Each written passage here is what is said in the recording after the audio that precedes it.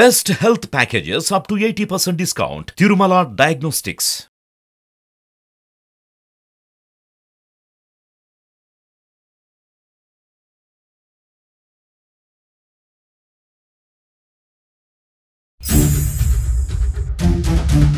Software engineer కళలే కనాలి, మేము మమ్మీ డాడీ చెప్పినట్టు వినాలి. ఇంకా అలాంటప్పుడు మేము ఎందుకు, ఇంకా మా బ్రెయిన్ ఎందుకు, మా కళలు ఎందుకు? ఇంకా పేరెంట్స్ ఎక్కడికి వెళ్ళామంటే అక్కడికి వెళ్తున్నాము, ఏ చదువుకోవాలో అదే చదువుకుంటున్నాము, ఎటువంటి బట్టలు వేసుకోవాలో అదే వేసుకుంటున్నాం కదా. ఇలాంటి ఫీల్డే వద్దు, చక్కగా జాబ్ చేసుకోవాలి, పెళ్లి చేసుకోవాలి, సెటిల్ అయిపోవాలి, మొగుడు చెప్పినట్టు వినాలి అన్నట్టుంది వాళ్ళది. ఇతను నన్ను ఎంకరేజ్ చేయకుండా, నేను ఎలా అప్రోచ్ అవ్వాలి చెప్పకుండా ఇతను నో అని చెప్పేస్తాడు ముందే. నన్ను వెతుక్కుంటూ ఒక ఆపర్చునిటీ వచ్చినప్పుడు పేరెంట్స్ వద్దన్నారు, అదన్నారు, ఇదన్నా, నేను ఐ కాంట్ డ్రాప్ కదా. నేను మళ్ళీ ట్రై చేసిన రాదేమో ఇలాంటిది. ప్రొఫెషన్ కి రీప్లేస్మెంట్ ఉంది, పేరెంట్స్ కి రీప్లేస్మెంట్ లేదు. మనం బలంగా ఉండాలంటే మన కుటుంబమే కదా బిందు. నేను కాదనట్లేదు, నా పేరెంట్స్ నా కళ్ళే, కానీ ఈ కళ్ళకి కళ్ళలో కనే హక్కు లేదు. I'm asking that.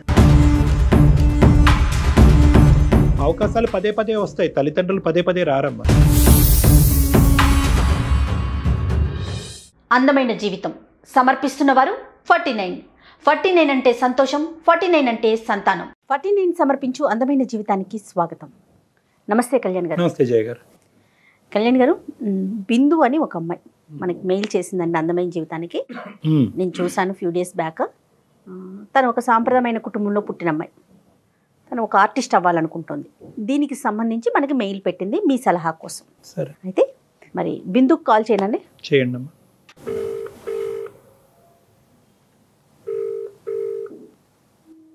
హలో, బిందు గారండి. అవునండి. నేను సుమన్ టీవీ అందమైన జీవితం ప్రోగ్రామ్ నుంచి కాల్ చేస్తున్నాను. మీరు మాకు మెయిల్ చేశారు కదా.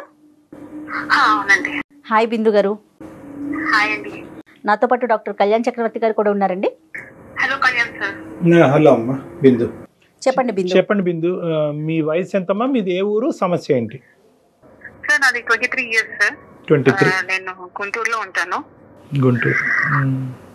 సార్ యాక్చువల్ గా ఏంటంటే మెయిల్ లో కూడా నేను మెన్షన్ చేస్తాను నా అవునవును మీ brief గా. సో యాక్చువల్ గా ఏంటంటే మా ఫ్యామిలీ చాలా orthodox family sir, very conservative, very strict. అంటే ఇంకా నా డెసిషన్స్ అంటూ ఏది ఉండదు, మా డాడీ ఏది చెప్తే అదే అన్నమాట. సో వాళ్ళు చెప్పినట్టే నేను బీటెక్ చేశాను, ఎంటెక్ చేశాను, ఇప్పుడు జాబ్ కోసం సర్చ్ చేస్తున్నాను. సో యాక్చువల్ గా నాకు స్టడీస్ మీద ఇంట్రెస్ట్ ఉంది. స్టడీస్ లో కూడా నేను బాగానే ప్రాస్పర్ అయ్యాను, మంచి మార్క్స్ తోనే పాస్ అయ్యాను. అట్ ది సేమ్ టైం నాకు ఎక్కువ ఇంట్రెస్ట్ వచ్చి క్రియేటివ్ సైడ్, లైక్ యాక్టింగ్. నేను స్కూల్ కాలేజ్ లో కూడా ఎక్కువ నేను డ్రామాస్ చేయడము, దాంట్లో కూడా నాకు చాలా అవార్డ్స్ కూడా వచ్చాయి.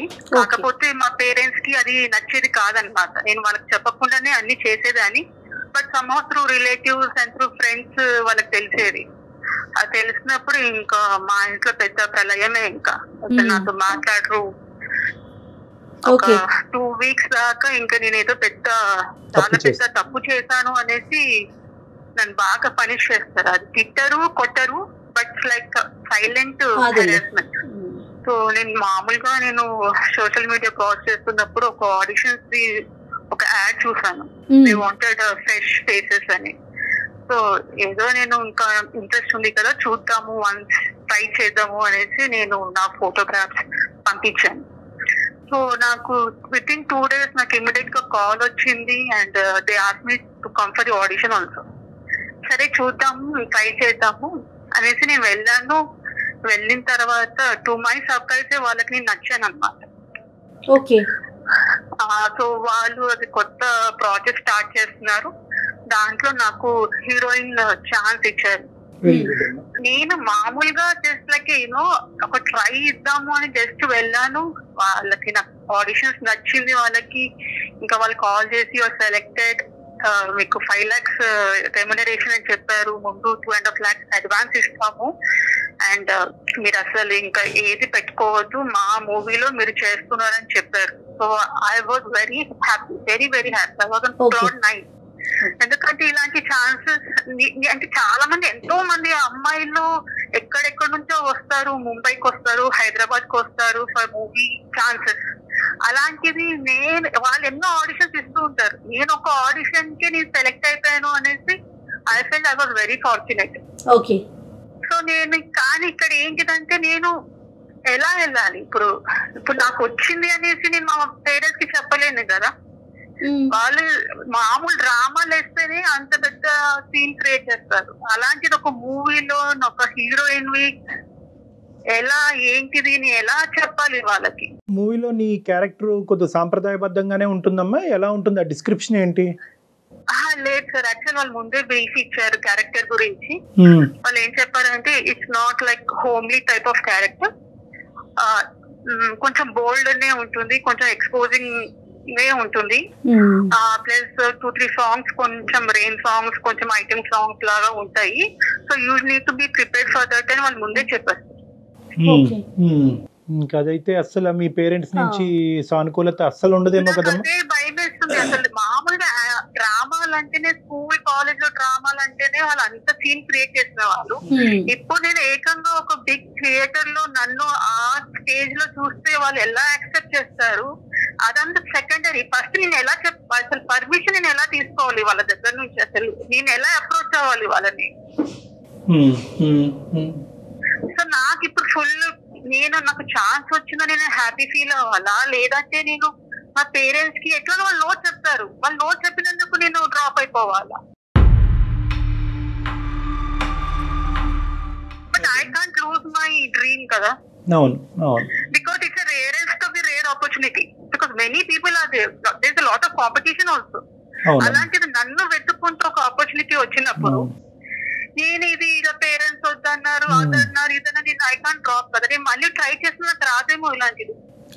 రావచ్చు, రాకపోవచ్చు, అది వేరే విషయం. కానీ ఈ ప్రయత్నం ఎంతవరకు చేసావమ్మా? తల్లిదండ్రులను ఒప్పించే ప్రయత్నం ఎంతవరకు చేసావు?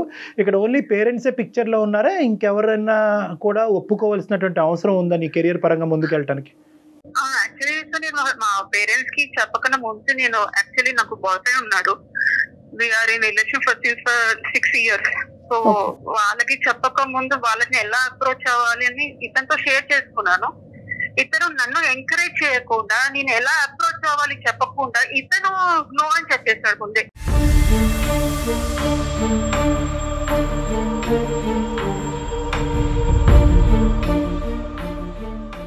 ఈ ఇంట్రెస్ట్ నీకు ఉందన్నది అతనికి తెలియదమ్మా ఈ 6 సంవత్సరాల్లో? బిందు తెలుసు సార్, తెలుసు. బట్ ఇలాంటి బోల్డ్ క్యారెక్టర్ ఎందుకు? Try for a software job, నీకు ఎందుకు ఇలాంటివి? ఇప్పుడు ఏం అవసరం వచ్చింది? ఈ కాలేజ్ లో అంతవరకు ఓకే, బట్ ఎందుకు నీకు ఈ మూవీ ఇవంతా ఎందుకు నీకు అని. బిందు కాదండి, బిందు అంటే క్యారెక్టర్ నచ్చక నో చెప్పారా, లేకపోతే ఆ ప్రొఫెషన్ నచ్చక నో చెప్తున్నారా ఆయన? తనకి ఇష్టం లేదు మేడం. నాకేమర్థమైంది అంటే తనకి ఫస్ట్ ఇష్టం లేదు. మీరు ఇట్లా ఈ ఫీల్డ్ లోకి రావడం అనేది తనకి ఇష్టం లేదన్నట్టుగా? తనకి ఇష్టం లేదని నాకు తర్వాత అర్థమైంది. ఫస్ట్ అన్ని వేరే విషయాలు అన్న, ఎప్పుడు నువ్వు ఇలా ఉండొద్దు అలా ఉండొద్దు. మా పేరెంట్స్ ఏంటిదంటే జీన్స్ కూడా వేసుకోలేవారు. అసలు నువ్వు జీన్స్ వేసుకో ఏమవుతుంది, ఇప్పుడు అందరు వేసుకుంటున్నారు కదా. అలాంటి విషయాల్లో నన్ను ఎంకరేజ్ చేశారు. కానీ ఎప్పుడైతే నాకు ఇలా మూవీ ఆఫర్ వచ్చిందో, ఎప్పుడైతే వీళ్ళు అడ్వాన్స్ ఇవ్వడానికి కూడా రెడీగా అయ్యారో, అప్పటి నుంచి హీ స్టార్టెడ్ సేయింగ్ దట్ వద్దు నువ్వు చెయ్యొద్దు, నువ్వు చేసావంటే బాగుండదు అని నన్ను డిస్కరేజ్ చేయడం స్టార్ట్ చేసింది. ఓకే, కాదు బిందు, ఇక్కడ ఓకే మీకు ఆర్టిస్ట్ గా అవ్వటం చాలా ఇంట్రెస్ట్ ఉంది, అది ఓకే. ఆ ఫిగర్ కూడా మీకు నచ్చిందా? దాన్ని కూడా ఏమన్నా మీరు దృష్టిలో పెట్టుకున్నారా? వాళ్ళు ఏదైతే కొత్త ప్రాజెక్ట్ ఉన్నప్పుడు నేను కొత్త హీరోయిన్, నేను డెబ్యూ చేస్తున్నాను దీంట్లో. అప్పుడు నేను డిమాండ్ చేయలేను కదా. నిజంగా నేను ఒక ఎక్స్పీరియన్స్ ఆర్టిస్ట్ అంటే నేను డిమాండ్ చేయొచ్చు. అలాంటిది వాళ్ళు అదేమి మీరు మనసులో పెట్టుకోలేదు. నాకు ఛాన్స్ రావడమే నాకు చాలా గ్రేట్. ఏ ప్రయత్నాలు చేసావమ్మా బిందు? అంటే నువ్వు చెప్పటం, అమ్మ నాన్నకి నువ్వు చెప్పటం ఒక ఎత్తు, నీకు నచ్చినటువంటి వ్యక్తుల ద్వారా చెప్పించటం ఒక ఎత్తు, ఇలాగ ఏమైనా ప్రయత్నాలు జరిగినాయా? సరే, మీ బాయ్ ఫ్రెండ్ అనేటటువంటి ఇష్యూ కాసేపు పక్కన పెడదాం. ఓకే, చిన్నప్పటి నుంచి నిన్ను అల్లారు ముద్దుగా పెంచుకున్న నీ తల్లిదండ్రులు, నువ్వు ఒక స్థాయిలో ఉండాలని ఊహించుకున్నటువంటి నీ తల్లిదండ్రులు ఈ ఏరియాలో, అంటే నేను చాలా కెరియర్ వర్సెస్ పేరెంట్స్ కాన్ఫ్లిక్ట్ చూశాను, కానీ ఎక్కువగా ఈ ఫీల్డ్లోనే ఎక్కువ కాన్ఫ్లిక్ట్ వస్తుంది. అంటే ఎందుకో తల్లిదండ్రులకి ఇప్పటికీ కూడా అది ఒక ఇదనో, లేదంటే అక్కడ ఎంత పేరు రానియండి, ఎంత డబ్బులు రానియండి, అది కరెక్ట్ కాదేమో, అది సాంప్రదాయం కాదనేటువంటి ఆలోచన ఆ జనరేషన్ వాళ్ళకి చాలా బలంగా నాటుకుపోయింది. ఎటువంటి ప్రయత్నాలు చేసావమ్మా? అంటే అన్నీ చేశాను సార్, ఇంక ఒప్పుకోవటం కష్టం అనేది మాకు చెప్పేది, లేదంటే ఇంకొక అడుగు ఏమైనా ముందుకేసి ఇంకోసారి ప్రయత్నం చేసి వాళ్ళని ఒప్పించే తీరు అవకాశం? నాకు అసలు వాళ్ళకి చెప్పాలంటే నాకు భయం. అసలు చెప్పలేదు, యాక్చువల్ గా చెప్పలేదు. బహుశా ఈ క్యారెక్టర్ వల్ల చెప్పడానికి మీరు ఏమన్నా జంకుతున్నారా? వచ్చిన క్యారెక్టర్ కాదు మేడం, ఇప్పుడు ఏదైనా ఛాన్స్ రావడమే మనకి గొప్ప అనుకున్నప్పుడు నీకు హోమ్లీ క్యారెక్టరే వస్తుంది అనేసి మనం ఎలా అనుకుంటాము? స్క్రిప్ట్ తోటి వెళ్ళిపోవాలి, కానీ నాకు ఇదే హోమ్లీ క్యారెక్టరే కావాలని నేను వాళ్ళని అడగలేను కదా. ఓకే, కానీ నీ సిచ్యువేషన్ డిఫరెంట్ కదమ్మా. ఇక్కడ ఏంటంటే నువ్వు హోమ్ని కోరుకుంటున్నావు, ఆ హోమ్ లో ఉన్న వాళ్ళు హోమ్లీ క్యారెక్టర్ ని కోరుకుంటున్నారు కాబట్టి ఆ క్యారెక్టర్ వచ్చేంత వరకు. ఇక్కడ హోమ్లీ క్యారెక్టర్ అనే కాదు సార్, వాళ్ళకి అసలు మూవీస్ ఇలాంటి ఫీల్డే వద్దు. చక్కగా జాబ్ చేసుకోవాలి, పెళ్లి చేసుకోవాలి, సెటిల్ అయిపోవాలి, మొగుడు చెప్పినట్టు వినాలి అన్నట్టుంది వాళ్ళది. It's not about the homely character are the bold character. అంటే ఇక్కడ కాదమ్మా, ఇక్కడ బిందు ఇక్కడ ఏమవుతుందంటే వాళ్ళు ఒక మెట్టు వరకే నీకు అర్థం చేసుకోవడానికి వాళ్ళకి ఇబ్బంది అవుతుంది. నువ్వు 2 మెట్లు ఎక్కి చూపెడుతున్నావు. ఒకటి క్యారెక్టర్, రెండోది ఏంటంటే బోల్డ్ క్యారెక్టర్. సో 2 మెట్లు జీర్ణించుకునే పొజిషన్ లేదు కాబట్టి ఫస్ట్ ఒక మెట్టు గురించి ఆలోచిద్దాం. అసలు సినిమాల్లో నిన్ను ఒప్పుకోవటానికి ఏదన్నా అవకాశం ఉందా అనేటటువంటిది. ఒకప్పుడు ఇది బోల్డ్ క్యారెక్టర్ కాకుండా పోయి చాలా రేరు, ఎప్పుడో ఒక అవకాశం వచ్చింది. పోనీ నీకు చదువు లేదు, ఉద్యోగం వచ్చే అవకాశం లేదని కాదు, ఆ రోల్ ఎప్పుడు వస్తే అప్పుడు వచ్చింది. మీ తల్లిదండ్రులకు నచ్చేటటువంటి రోల్ ఎప్పటికీ రాదా నీ జీవితంలో? సార్ ఆపర్చునిటీస్ మనకి ఇష్ట ప్రకారం రావు sir. It only knocks once. అది వచ్చినప్పుడే మనం గ్రాప్ చేసుకోవాలి. అంతేగాని ఇప్పుడు ఈ ఫస్ట్ ని బోల్డ్ క్యారెక్టర్ చేయొచ్చు, సెకండ్ ఫిలిం నాకు హోమ్లీ క్యారెక్టర్ రావచ్చు కదా. ఆబ్వియస్లీ అది తెలుసమ్మా, తెలుసు. కానీ ఇక్కడ ఏంటంటే the difficulty that you have is you have to choose between film and family. So cinema కుటుంబం మధ్యన ఇప్పుడు ఈ టగ్ ఆఫ్ వార్ అన్నది నడుస్తుంది. ఇంకా నీ బాయ్ ఫ్రెండ్ని అసలు పిక్చర్లోకి తీసుకురాలేదు. స్టార్టింగ్లో ఎంకరేజ్ చేసినటువంటి అబ్బాయి ఈరోజు ఎందుకు అలా తిప్పి మాట్లాడుతున్నాడు అన్నది ఇంకా అది క్లారిటీ రాలేదు. అంటే అక్కడ ఎలా ఉందమ్మా సిచ్యువేషన్? ఆ ఏరియా ఎలా ఉంది? బాయ్ ఫ్రెండ్ అంటే 6 years నుంచి ఉంటున్నాను అంటే మా ఇద్దరి మధ్యలో జెల్ అయినట్టే కదా సార్. జెల్ అయింది, కెమిస్ట్రీ వర్కౌట్ అయింది. కానీ అతను వేరే విషయాలు ఎంకరేజ్ చేస్తున్నాడు, కానీ ఈ మూవీయే వద్దు, మనకి ఇది సెట్ కాదు అనేసి మొదటి నుంచి is like standing on that point only. మా పేరెంట్స్ ఒప్పుకోవడం అది సెకండరీ అయిపోయింది. ఇతను ముందే నో చెప్పేశాడు, వద్దు మూవీస్ కి వెళ్ళొద్దు అంతే. ప్రాబ్లం ఏంటంటే మా పేరెంట్స్ కి నేను ఎలా కన్విన్స్ చేయాలి? వాళ్ళు ఎట్లాగైనా నో అనే చెప్తారు. తను నో చెప్పేశాడు. అతని పట్ల మరి మీ ఒపీనియన్ ఏంటి? ఇంకా ఎల్లకాలం అతను నో చెప్తాడు, మీరు ఈ ఫీల్డ్ లోకి ఎంటర్ అవుతారు. మరి అతని పరిస్థితి ఏంటి? అప్పుడు పర్వాలేదా మీకు? మీ రిలేషన్ ఎలా ముందుకు వెళ్తుందంటారా? నిజంగా ఆయనకి నా మీద నిజంగానే నమ్మకం ఉంది. అంటే ఇప్పుడు నో చెప్పిన తర్వాత చేస్తుంది. I can convince him and he will understand also. ఒకప్పుడు అతను పట్టుబట్టి నోయే అన్నాడు అనుకోండి, చివరి వరకు నో అన్నాడు అంటే మీరు మెంటల్ గా బ్రేకప్ కి రెడీ? కెరీరే ఇంపార్టెంట్. నన్ను ఇప్పుడే ట్రస్ట్ చేయనివాడు రేపు అందరికి నో అని చెప్తుంటే I can't lose my career కదా. So practically speaking the challenge is only మీ పేరెంట్స్ కి నువ్వు సినిమాలో యాక్ట్ చేయటం ఇది ఒకటే. ఏమ్మా? Correct. But I can leave my boyfriend but I can't leave my parents right. Okay, అర్థమైందమ్మా. ఈరోజు పేరెంట్స్ అనేటటువంటిది వాళ్ళని బాయ్ ఫ్రెండ్ అన్నా కూడా అంత నచ్చి ప్రేమించి 6 సంవత్సరాల పాటు ఉన్న వ్యక్తినైనా నేను వదలటానికి రెడీగానే ఉన్నాను, పేరెంట్స్ని నేను వదలటానికి రెడీగా లేను అని అంటే కనుక ఖచ్చితంగా నీ ప్యాషన్ అనేటటువంటిది ఇప్పటికి కాకపోయినా, పెర్మనెంట్గా కాకపోయినా, తాత్కాలికంగా అన్నా కూడా నువ్వు త్యాగం చేయవలసినటువంటి అవసరం ఉంది. అంటే ఇక్కడ నేను అన్నీ చెప్పేశానండి, అన్ని విధాలుగా ఒప్పించేశానండి, అయినా కానీ వాళ్ళు ఒప్పుకోవట్లేదు అంటే కనుక ఫస్ట్ ఆఫ్ ఆల్ వాళ్ళకి నచ్చింది మీరు ఎందుకు చేయలేకపోతున్నారు అన్నది నా ప్రశ్న. వాళ్ళకి నచ్చింది ఏంటి? మీరు ఒక క్వాలిఫికేషన్ ఉంది, ఆ క్వాలిఫికేషన్ తగ్గట్టుగా ఒక సాఫ్ట్వేర్ ఇంజనీర్ అవ్వాలి అనేటటువంటి ఆలోచన వాళ్ళకి ఉంది. నచ్చినటువంటి బోల్డ్ క్యారెక్టర్ వచ్చినా కూడా వాళ్ళకి నచ్చేటటువంటి క్యారెక్టర్ రేపొద్దున వస్తుందేమో, అది నెంబర్ 1. నెంబర్ 2 ఏంటంటే కనుక వాళ్ళకి నచ్చింది మీరు చేయటం మొదలు పెడితే కనుక రేపొద్దున మీకు నచ్చింది వాళ్ళు ఒప్పుకుంటారేమో. వాళ్ళకి నచ్చింది ఏంటి? ఒక ప్రొఫెషనల్గా ఉండాలి, అంటే ఒక సాఫ్ట్వేర్ జాబ్ చేయాలి అనేది.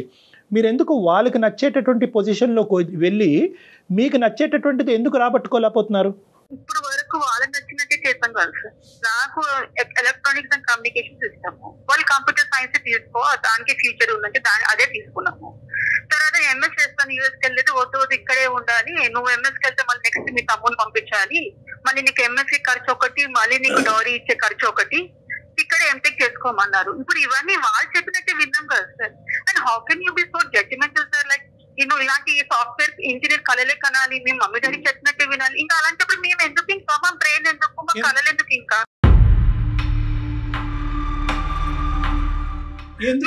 మాకు డ్రీమ్స్ కానీ అది లేదా ఇంకా రైట్ లేదా మాకు ఇంకా మాకంటూ ఓన్ డెసిషన్స్ తీసుకొని ఇప్పటి వరకు 23 years of age depending on the parents. వాళ్ళు పేరెంట్స్ ఎక్కడికి వెళ్ళమంటే అక్కడికి వెళ్తున్నాము, ఏ చదువుకోవాలో అదే చదువుకుంటున్నాము, ఎటువంటి బట్టలు వేసుకోవాలో అదే వేసుకుంటున్నాం కదా. కానీ కెరీర్ కి వచ్చేసరికి మాకంటే మాకు డెసిషన్ ఎందుకు లేదు? ఇప్పుడు ఇస్రో నాసా అంటేనే గొప్ప, మూవీస్ కి వెళ్తే గొప్ప కాదని ఎందుకు అనుకుంటున్నాము? ఇక్కడ ఎంతమంది షైన్ అవ్వలేదు మూవీ పీస్ వచ్చి. అలా అనుకుంటే ఏ హీరోయిన్ వచ్చేది కాదు కదా సార్. కరెక్ట్ అమ్మా.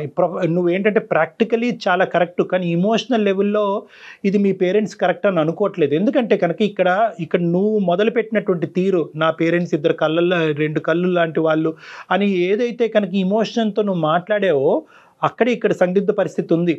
నా పేరెంట్స్ ఉన్నా లేకపోయినా పర్వాలేదండి, నాకు ప్రొఫెషనే ఇంపార్టెంట్ అంటే కనుక అసలు ఈ రోజు నువ్వు నాకు కాలే చేసి ఉండేదాన్ని కాదు. ఇక్కడ ఏంటంటే ఒకటి తీసుకునే దాని గురించి ఇంకోటి త్యాగం చేయవలసినటువంటి అవసరం వచ్చింది. ఇక్కడ సింపుల్ ఏంటంటే ప్రొఫెషన్కి రీప్లేస్మెంట్ ఉంది, పేరెంట్స్కి రీప్లేస్మెంట్ లేదు. నేను కాదనట్లేదు, నా పేరెంట్స్ నా కళ్ళే, కానీ కళ్ళలో కనే హక్కు లేదంటున్నానా నేను. ప్రొఫెషనల్గా మీరు ఎంతైతే కనుక ఆ ప్రొఫెషన్ని ప్రేమిస్తున్నారో ఆ ప్రొఫెషన్తో పాటు అంతకు మించి మీ తల్లిదండ్రులను ప్రేమిస్తున్నారు కాబట్టి అది మీ బాధ్యత. బిందు, ఇక్కడ ఆబ్వియస్లీ ఏంటంటే ఇప్పుడు కూడా మీ ప్రొఫెషన్ని సాక్రిఫైస్ చేసేసి మీ ప్యాషన్ని చంపేసుకోండి అని నేను అనట్లేదు. నా కళ అంటూ నేను ఎప్పటికీ కూడా నా జీవితంలో దాన్ని నిజ స్వరూపం చేసుకునేటటువంటి అవకాశం లేదని మీ ప్రశ్న చాలా కరెక్ట్ అయినా కూడా మీరేమీ పూర్తి స్థాయిలో మీ ప్యాషన్ని తొక్కేసి చంపేవలసినటువంటి అవసరం లేదమ్మా. Because this is the most important aspect. మీ జీవితంలో ఒక పెద్ద టర్నింగ్ పాయింట్ ఇది. ఏంటి అంటే కనుక క్లియర్ కట్గా మీ పేరెంట్స్కి ఒక మాట అయితే చెప్పాలి, కెరియరు ప్యాషను ఈ 2 వేరే వేరే. అమ్మ, నేను కెరియర్ పరంగా నేను ఇది చూస్ చేసుకున్నా కూడా ప్యాషన్గా నా కళ ఈ విధంగా తీరాలి అనేటటువంటి కోరిక, ఆ భ్రాంతి అనేటటువంటిది నాకు ఎప్పటికీ ఉంటూనే ఉంటుంది అనేది చెప్పాలి. ఒకప్పుడు వాళ్ళు అది ఒప్పుకుంటే కనుక నేనేమంటున్నానంటే ఏ లెవెల్లో చేస్తారు. నేను ఇందాక ఏమన్నాను, ఒక మెట్టు ఎక్కటమే జీర్ణించుకునేటువంటి మీ తల్లిదండ్రులు మీరు 2 మెట్లు ఎక్కి ఆ హైట్లో చూపెట్టేటప్పటికి అసలు వాళ్ళు ఒప్పుకోరు. వాళ్ళకి చెప్పేటటువంటి ధైర్య సాహసాలు కూడా మీకు సరిపోవట్లేదు. ఈరోజు మీ కళ్ళెదురుగుంటే కనిపించేటటువంటి ఈ రోల్ చాలా అట్రాక్టివ్గా మీకు కనిపిస్తుంది.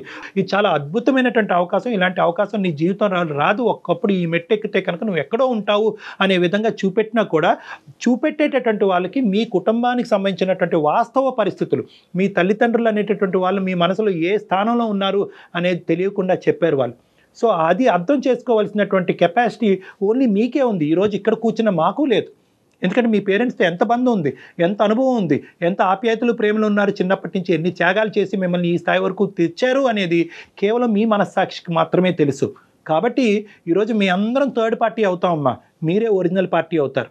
ఈరోజు ప్రొఫెషన్ ఎక్కువ, పేరెంట్స్ ఎక్కువ అనేటటువంటి చూస్ చేసుకుంటే 2 చూస్ చేసుకోవచ్చు, తప్పులేదు. కానీ ఫస్ట్ ఆఫ్ ఆల్ నేను ఎప్పుడు ఒకటే ఉంటాను, పేరెంట్స్కి నచ్చినటువంటి విధంగా చేయండి, పేరెంట్స్ కావాల్సినటువంటి విధంగా ఉండండి. తర్వాత మీ ప్యాషన్ని ఫుల్ఫిల్ చేసుకునేటటువంటి దానికి అవకాశం ఖచ్చితంగా మీ జీవితంలో వస్తుంది. ఆ క్యారెక్టర్లో ఏమైనా రిస్క్ అయ్యి అంత వెనుదిరిగితే కనుక రేపొద్దున అది అంత సక్సెస్ అవ్వడం అంటే కీడించి మేలించమన్నారు కాబట్టి నేను ఇలా మాట్లాడుతున్నాను, నెగిటివ్గా మాట్లాడటం కాదు. అప్పుడు మీరు ఎక్కడో వచ్చి పడతారు. కరెక్ట్ అమ్మా, కరెక్టే. కానీ ఏంటంటే ఇప్పుడు అమ్మా గెలిచినప్పుడు సపోర్ట్ అక్కర్లేదమ్మా, ఓడినప్పుడే సపోర్ట్ కావాలి.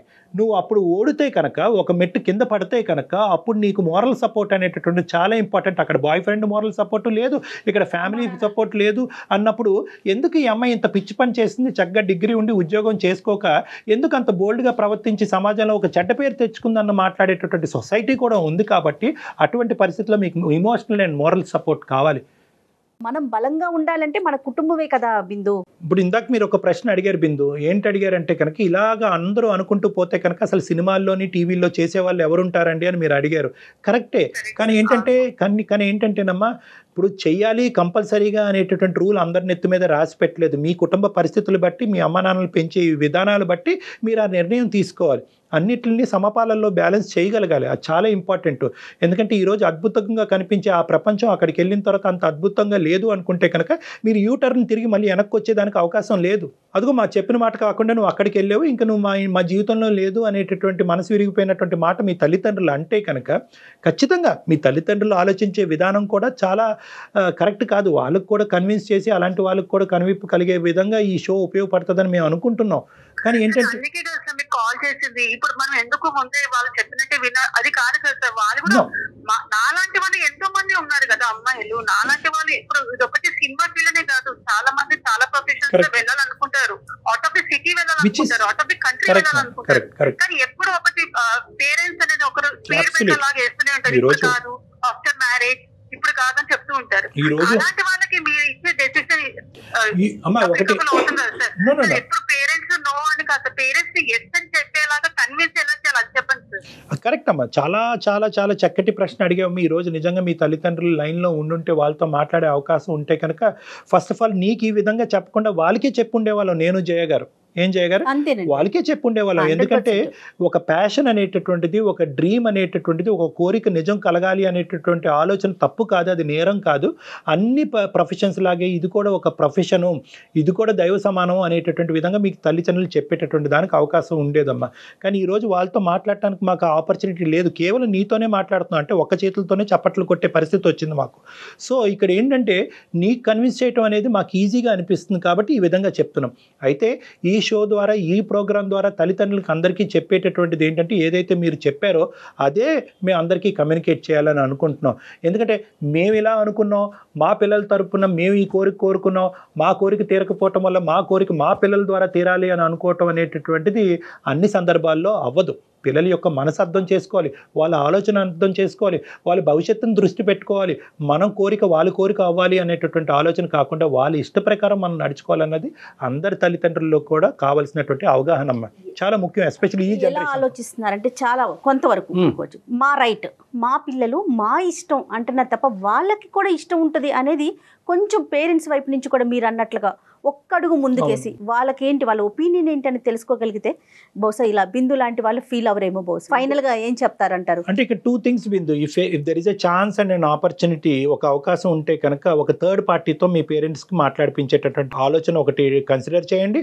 ఆ థర్డ్ పార్టీ వాళ్ళని కన్విన్స్ చేసే ప్రొఫెషనల్ పార్టీ మేము అవటానికి కూడా మేము రెడీగా ఉన్నాం. ఎటువంటి ఇబ్బంది లేదు, ఎటువంటి ప్రాబ్లం లేదు. ఎందుకంటే అమ్మ నాన్న లాంటి వాళ్ళని చాలామంది, కొన్ని వేల మందిని నేను డీల్ చేశాను. నన్ను మాట్లాడమంటే నేను మాట్లాడతాను. ఇది నెంబర్ 1. నెంబర్ 2 ఏంటంటే, లేదు సార్ ఆ డోర్ కూడా మూసిపోయింది, ఎన్నో చాట్లు ఎన్నో సందర్భాల్లో వాళ్ళతో చెప్పించేటటువంటి ప్రయత్నం చేసినా కూడా వాళ్ళ అనేటటువంటి మాట మీదే నిలబడేటటువంటి మనస్తత్వం నా తల్లిదండ్రుల కంటే కనుక ఇందాక వరకు నేను చెప్పినటువంటి సీక్వెన్స్ని ఒకసారి అర్థం చేసుకోమ్మా. అంటే ఏంటంటే పేరెంట్స్ వర్సెస్ ప్రొఫెషన్ అంటే కనుక పేరెంట్సే కోరుకునేటటువంటి పరిస్థితిలో నువ్వు ఉన్నావు. ప్రొఫెషన్ అనేటటువంటిది తాత్కాలికంగా స్టాండ్ స్టిల్లో కోలుతుంది. ఎప్పుడైతే నువ్వు వాళ్ళకి ఇష్టమైనటువంటి ప్రొఫెషన్ మొదలు పెడతావో బహుశా నీకు ఇష్టమైనటువంటి కోరిక తీర్చడం గురించి కూడా వాళ్ళు కూడా సానుకూలంగా ముందుకు వస్తారు. అప్పుడు ఇంకొక అవకాశం రావచ్చేమో మీకు బిందు. ఇంకో అవకాశం వస్తుందమ్మా. అవకాశాలు ఏం డ్రై అవ్వమ్మా. వాళ్ళు చెప్పినట్టుగా ఏంటంటే ఇదే అవకాశం, ఇదే ఫైనల్ అవకాశం, ఇది ఎక్కితేనే జీవితం లేదంటే నాశనం, ఇవన్నీ వద్దమ్మా. Don't get in to that trap. అవకాశాలు 100 వస్తాయి. టాలెంట్ ఉన్న చోట పేరెంట్స్ ని దూరం చేసుకున్నంత గిల్ట్ ఏది ఉండదమ్మా.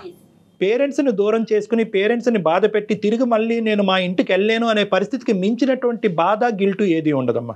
నా వెనకాల ఎవరూ లేరు అనుకునే బాధ కన్నా ఈ బాధ ఎక్కువ కాదేమో. ఇది చాలా చిన్నదమ్మా. మీరు ఆలోచించండి. అవకాశాలు పదే పదే వస్తాయి, తల్లిదండ్రులు పదే పదే రారమ్మా. సో వాళ్ళ మనసు గాయపడకుండా ఉంచడం అనేది ఈ రోజు ప్రధానమైన కర్తవ్యంగా నువ్వు గుర్తుపెట్టుకోవాలన్నది నా మనవి. కాదు బిందు గారు, మీరు ఒక్కసారి ప్రాక్టికల్గా ఆలోచించండి. డాక్టర్ గారు చెప్పిన ప్రతిదీ ఏం మాట్లాడారు, డాక్టర్ గారు ఏం చెప్పారు, ప్రతి అంశాన్ని ఒక్కసారి ఆలోచించారంటే మీరు, నాకు అర్థమవుతుంది, మీరు మంచి నిర్ణయం తీసుకుంటారు. ఇప్పుడు నేను ఒకటి చేస్తే అవుట్ ఆఫ్ ది బాక్స్ అవుతుంది. అందరి సాఫ్ట్వేర్ ఇంజనీర్స్, బ్యాంక్ ఎంప్లాయీస్ అలా కాదు కదా, నాది ఒక సెపరేట్ ప్రొఫెషన్ అయిపోతుంది. నేను చేసే ప్రొఫెషన్ వల్ల మా పేరెంట్స్ కి గుర్తింపు వస్తుంది కదా మేడం. అది గుర్తింపు వాళ్ళకి, అటువంటి గుర్తింపు వాళ్ళు కోరుకుంటున్నారా లేదా అనేది డిఫరెంట్ సబ్జెక్ట్ అమ్మా. ఆ గుర్తింపు నిజంగా కావాలి అని వాళ్ళు అనుకుంటే కనుక నిన్ను సినిమాలోకి ఎప్పుడో తోసేసి ఉండేవాళ్ళు. సో అది వేరే సబ్జెక్ట్. కానీ ఇక్కడ ఏంటంటే నీ బ్యాలెన్స్ చాలా delicate. Where you have to choose. నీ ప్రొఫెషన్ డిస్టర్బ్ అవ్వకూడదు, నీ పేరెంట్తో ఉండే బాండింగ్ డిస్టర్బ్ అవ్వకూడదు. కాబట్టి నేను ఏమంటున్నానంటే ఒకసారి మాట్లాడించండి ఎవరితో, డాక్టర్ గారు చెప్పినట్లుగా. పోనీ ఒకసారి మీరు ఇంతగా విన్నవించుకుంటున్నారు కాబట్టి, మీ ప్రొఫెషన్ మీద మీకు ఈ స్థాయి ప్యాషన్ ఉంది కాబట్టి మమ్మల్ని వచ్చి మాట్లాడమంటే మేము మాట్లాడతాం. లేదంటే మనల్ని ఎక్కడ మీరు 2 ఆప్షన్స్ చెప్పారు కదా సార్. ఫస్ట్ ఆప్షన్ మీరు వచ్చి మీ అంతగా ఎవరు కన్విన్స్ చేయలేరు నాకు తెలిసి. మీరిద్దరు రావాలి మా ఇంటికి, మీరు వచ్చి మా పేరెంట్స్ ని కన్విన్స్ చేస్తాను నేను అనుకుంటున్నాను. ఓకేనా? అప్పుడు బోత్ విల్ బి హ్యాపీ కదా సార్. అప్పుడు నేను హ్యాపీగా ఉంటాను, మా పేరెంట్స్ కూడా హ్యాపీగా ఉంటారు కదా. ఓకే ఓకే తప్పకుండా. కానీ ఒక కండిషన్ అండి, పేరెంట్స్ యాక్సెప్ట్ చేస్తేనే మన చుట్టూ మన కుటుంబం ఉండాలండి, కష్టానికైనా నష్టానికైనా. రైట్? డెఫినెట్గా బిందు, డెఫినెట్గా ఒక్కసారి డాక్టర్ గారు నేను వచ్చే ప్రయత్నం చేస్తాము, చూద్దాం, మాట్లాడి చూద్దాం. కంపల్సరీ మీరు వచ్చి మా పేరెంట్స్ ని కన్విన్స్ చేయాలి. మెనూ పంపించమ్మా ఫస్ట్, ఏం వండుతున్నా.